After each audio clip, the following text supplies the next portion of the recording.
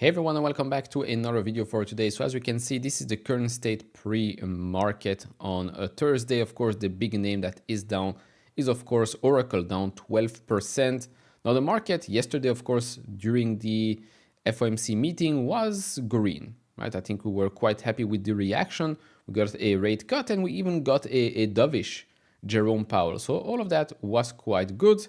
But then Oracle reported their quarterly figures, and as you can see, a lot of the tech names, the AI names, let's call them, are down because of it. So let's talk a little bit about Oracle, but then let's also talk about why names like Nebius, CoreWeave, Iren, Applied Digital are all down even more pre-market right now, and why they were down yesterday.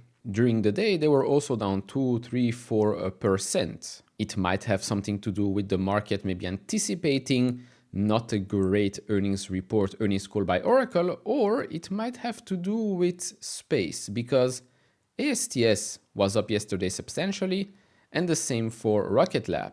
Now, for those that don't know what I'm talking about, well, yesterday we've had this announced. Greetings, Earthlings. NVIDIA backed StarCloud trains first AI model in space as orbital data center race heats up. This is the CEO of that company. He said, we just trained the first LLM in space using an NVIDIA H100 on StarCloud 1. We're also the first to run a version of Google's Gemini in space. This is a significant step on the road to moving almost all compute to space to stop draining the energy resources of Earth and to start utilizing the near limitless energy of our sun. And so with that said, let's discuss this a little bit further. I would like to maybe start a little bit with Oracle. And so if you enjoy this type of videos, hit all the buttons, would really appreciate that. If you want to support me even further, do check out the link down in the description and in the pinned comment with the top 10 best stocks to buy now, or go to fool.com/couchinvestor. Thank you very much. And also a special thanks to fiscal.ai for sponsoring this video. Of course, Fiscal, previously FinChat, is the stock research platform that we use in each and every video, each and every live stream. You've got all the numbers that you need, the transcript right after they report their quarterly figures, and then of course, we can have a look at company-specific metrics. In this case, we have Oracle. So the story around Oracle, of course, is huge roadmap, huge RPO, backlog, whatever you want to call it, but it's not that profitable. It's not profitable at all. And when it comes to free cash flow, and well, there is quite a lot of that. So let's have a look at a couple of figures here. If you want to try this out, there's a link down in the description and in the pinned comment.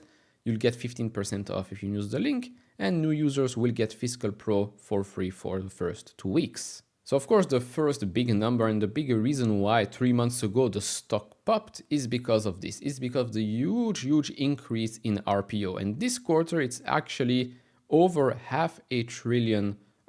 They've added around $68 billion or so in just one quarter for remaining performance obligations. Now, all of that is great, right? Because they do also expect to recognize a lot of revenue every single year from here on out. That revenue recognition is expected to grow.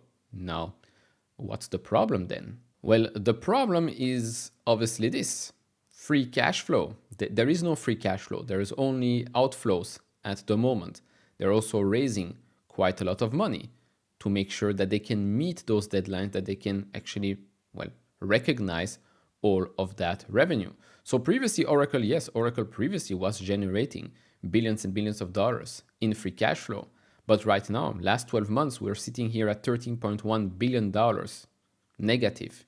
And it's not expected to turn positive for the next couple of years. And so the whole question around, Oracle, big player, one of their huge clients is, of course, OpenAI. And we know OpenAI definitely doesn't have $1.4 trillion, right? Or even $100 billion right now to make sure that they meet all of these contracts, all of these commitments. And so the market is still raising those questions. Now, on the flip side of things and the positive side of things is that, well, Oracle is still growing, okay? Revenue is still growing. So all of that is fine for now. If we actually look at the numbers for the quarter, you can see that Oracle had a good quarter. Now, the bottom line beat was influenced by the sale of Ampere, so that added quite a lot to a net income for the quarter.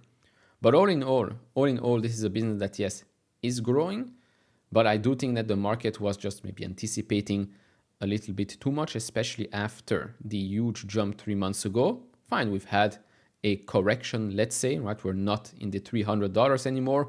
We're actually back under $200 right now. And I think we're in a more realistic place at the moment. Now, yesterday, if you did join the live stream that I had with Amit, you might have noticed already what we felt, what we said was that, okay, numbers look good. You have a good roadmap, but that earnings call was a complete shit show, in my opinion. Sorry about the language, but I mean, you cannot have this type of earnings call, not right now. The questions were good questions for once, but the answers were there were no answers for most of the questions. They were talking a lot about the products that they're offering, the apps and this and that. I'm like, okay, but this is an earnings call, not a product day, an analyst day. This is an earnings call. Talks about the numbers. Talk about how you think you are going to generate all of that revenue, all of those profits over the next maybe 12 to 18 months, because the market is not in a mood anymore to listen to, 5 years from now, we might be generating $144 billion or something like that. And so that was a bit disappointing. And it's disappointing because we were on a good, let's say, track towards a end of year Santa rally after the rate cut and the dovish Jerome Powell, which is also quite rare. Now, like I said, there were good things and bad things from this report. The good thing, again, is that the demand is real, and they also said that the total cost is going to, according to them, be less than $100 billion, which of course is countering the bearish or maybe the analyst sentiment that, well, it's going to cost an insane amount of money. Oracle said supposed to be less than $100 billion. When they said it, the stock actually went up a little bit, but the stock went also down because suddenly CapEx has increased by $15 billion, which is much larger, much more than what they told us or they thought 3 months ago. So you have to understand the market right now. 3 months ago, okay, the market reacted extremely positively, but right now, 3 months later, you're telling us it's going to cost you $15 billion extra.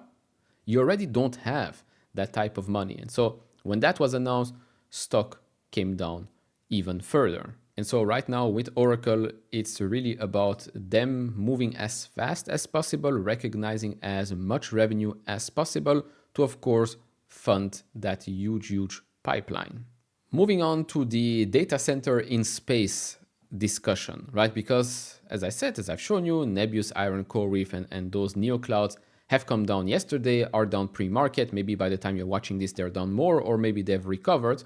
But point is that this is now the focus for some reason. Data centers in space. Yes, SpaceX IPO in 2026 is probably also a reason why all of this is gathering quite a lot of traction. Also why Rocket Lab, AST, maybe some other space stocks are also reacting positively. But is this a reason for panic? Is this the bear case that ruins a business like CoreWeave, like Nebius, like Iren, like Applied Digital, or not? So the whole discussion started here in the podcast, great podcast, Invest Like the Best, with Gavin Baker here and Patrick O'Shaughnessy. So this is basically what he said. I think the most important thing that's going to happen in the world in the next 3 to 4 years is data centers in space. If you think about it from first principles, data centers should be in space. What are the fundamental inputs to running a data center? They're power and they're cooling. And then there are the chips, the inputs to making the tokens come out of the magic machines. Yeah. So in space, you can keep a satellite in the sun 24 hours a day, and the sun is 30% more intense. And this results in 6 times more irradiance in outer space than on planet Earth. So you're getting a lot of solar energy. Point number 2, because you're in the sun 24 hours a day, you don't need a battery. And this is a giant percentage of the cost. So the lowest cost energy available in our solar system is solar energy in space, okay? Second, for cooling, in one of these racks, a majority of the mass and the weight is cooling. And the cooling in these data centers is incredibly complicated. Crazy, yeah. I mean, the HVAC, the CDUs, the liquid cooling. In space, cooling is free. You just put a radiator on the dark side of the satellite It's fucking gold. And it's as close to absolute zero as you can get. So all that goes away. And that is a vast amount of cost. And then let's think about how the satellite is kind of a rack. Well, how are you going to connect those racks? Well, it's funny. In the data center, the racks are over a certain distance connected with fiber optics. And that just means a laser going through a cable. The only thing faster than a laser going through a fiber optic cable is a laser going through absolute vacuum. So if you can link these satellites in space together using lasers, you actually have a faster and more coherent network than in a data center on Earth. Okay, sounds quite simple, right? A no-brainer, if you ask me. Right? Why do we need to build massive data center on Earth? It takes a lot of space, it takes a lot of energy, it costs a lot of money for everyone. So a no-brainer. Now, I've talked a little bit about this, I've dug a little bit deeper, and of course he makes a lot of sense. And of course, SpaceX Starlink already exists, right? They're launching satellites. Those satellites do have a cooling mechanism in them, radiators in them. Yes, they are connected one with each other through laser. So it exists already today. It will be getting better and better over the years. Now, of course, a Starlink satellite is not like operating a huge data center with tens of thousands or hundreds of thousands of racks. It's not the same. And yes, it is true that in space it is extremely cold. It's extremely cold. As you can see here on my nice graphic made by Gemini Nano Banana, we can see two things. Space is cold, so cooling is easy and free. Just open a window.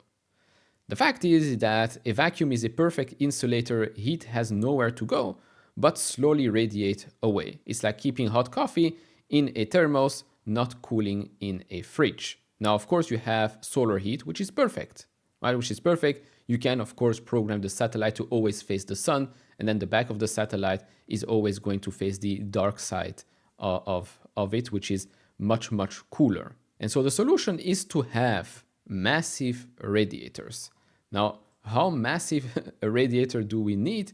Well, we need a massive one. Now, right now, you can start to understand why Nebius, CoreWeave, Iren, all of these players have taken a small hit. Because if data centers are not going to be built on Earth anymore, and they're going to be built in space, well, how will these small players survive?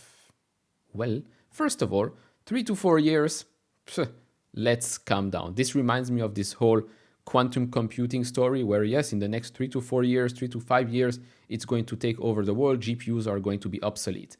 I don't think it's going to happen in 3 to 4 years. I think it will happen eventually. Yes, I do think that eventually you will have big data centers in space. But until then, all of these smaller players are going to build big data centers here on Earth because the demand for it today is already massive. We do not have capabilities of sending huge amounts of compute to space at the moment. That will be feasible in the future through Starship, through Blue Origin, through Rocket Lab, etc., etc. But it will take a lot of time. The technology requires to make sure that these GPUs, these racks, these data centers operate efficiently and quite good without any issues in space will also require quite a lot of time. Then when we talk about maintenance, right? Because there is always a percent that doesn't work in this whole cluster. When we talk about maintenance on Earth, is there an issue? Okay, poof, technician comes in, replaces, and we're done. What happens in space? It's also something that you have to think about. Of course, in the future, I can already envision everything's automated. You will have rockets going to space very, very frequently. The cost of it will also come down quite a lot, right? Starship is huge. So of course, if you can make Starship something that goes into space very frequently, the cost of it, the cost per kilo, is coming down super, super fast. And then eventually, yeah, you're probably going to send robots up there as well, and everything's automated, so maintenance shouldn't really be that much of an issue. But again, I don't think these things will happen anytime soon. In the 2030s, yes, for sure. But for now, we're only going to get these types of things. Very, very, very small samples of what will work in the future, which is great. I'm all for it. But for now, I think that people are just stressing out for something that will happen 10 years down the line. Now, I did ask Gemini to calculate approximately how big a radiator should be in order to cool down a small rack. And so it's basically this. Of course, Starship again fixes a lot of the issues. So with that, launch will be cheap. And so we can launch enormous metal radiators, in this case, 12 square foot per H100 GPUs. Now, of course, in space, you have a lot of space, pun intended. And so again, it is feasible. It's not going against physics or anything like that. It is feasible. I just don't think that the timeline right now makes a lot of sense. But then again, if SpaceX wants to go public, then I guess it makes sense to make as much noise and hype as possible to raise the price. But then again, if you own AST and Rocket Lab, then I guess you're quite happy with what's been happening right now with your stocks. And to be honest, bottom line, for the likes of Nebius, Iren, CoreWeave, and all of those, if eventually it is becoming that much more efficient, that much more cost efficient as well, not just energy efficient, which again, it's all connected, then they will also launch to space. But until then, it will be built on Earth because everybody needs it on Earth today, tomorrow, next year, and in the next couple of years as well. That's it. Thank you all for watching. Check out fiscal.ai down in the description and in the pinned comment to get 15% off, and we'll see each other in the next one. Bye bye.